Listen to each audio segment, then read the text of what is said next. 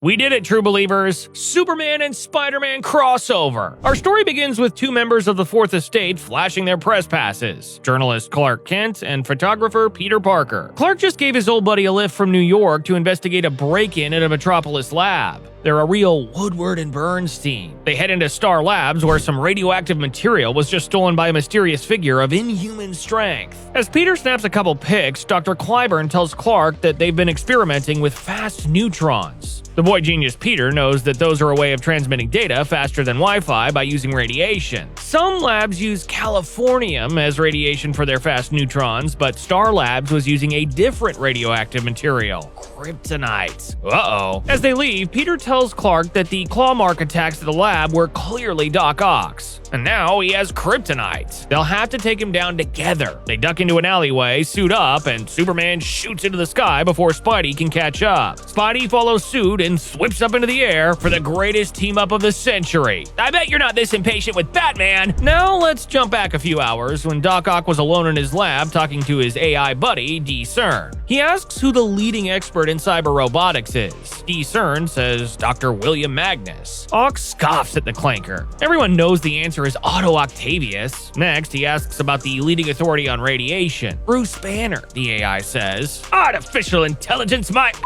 What would it take to finally educate 7 billion morons of his genius? Suddenly, the AI voice transforms into something a little more lifelike. Ock loses control of his arms as the new voice tells him to stop his human-like self-pity. If scientific recognition is your desire, I can offer you a place in galactic history. The simple AI system has completely transformed. It has become Brainiac. See, this is why you don't trust AI, kids. Brainiac hijacked the AI systems to get in touch with Ock for his help. A group of alien enemies had tricked Brainiac into uploading a mind virus into himself. With Ock's help, Brainiac can offload the virus into the carbon apes of this mudball. Rude, even for a supervillain. They just need Brainiac's and Octavius's combined genius, the ship as a relay system, and one little delivery system courtesy of Star Labs. And after that, Ock will leave this ungrateful mudball behind. Back to the present, Superman and Spidey are scouring Metropolis for Octavius after the robbery, but suddenly Superman loses the ability to fly. I thought you and Gravity had an arrangement. Spidey dives down to save him. Octavius has access to kryptonite, and somehow Supes can feel it in the air. He's using fast neutrons to transmit the kryptonite. Suddenly, a truck rumbles through cars in the streets down below as dozens of people have digital seizures at the exact same time. Their brains are infected with viruses of ones and zeros. Spidey's got the bystanders, Superman's got the runaway truck. Spider-Man snatches the helpless civilians while Superman catches the truck, but the danger is far from over. Everyone starts to collapse. Even Spider-Man is getting attacked by the transmitted virus. Superman tells his friend to fight it off. This is happening all across Metropolis, and he needs Spider-Man's help to stop it. One by one, they save everyone they can, from a runaway train to an ill-timed bomb disposal team in the streets to a few guys tumbling off a building. There's a fire down the road, and the firefighters are down for the count. Superman is weakened from the kryptonite. He can suffer burns if he goes in there, but it's not like him to sit out saving someone. So Spider-Man gives him a little web armor to protect himself from the flames. They help everyone out, but Spider-Man might need saving too. Part of the roof is collapsing in on him until sandalwood-scented super breath blows the fire out like a candle. Unfortunately, some of the people they saved didn't make it.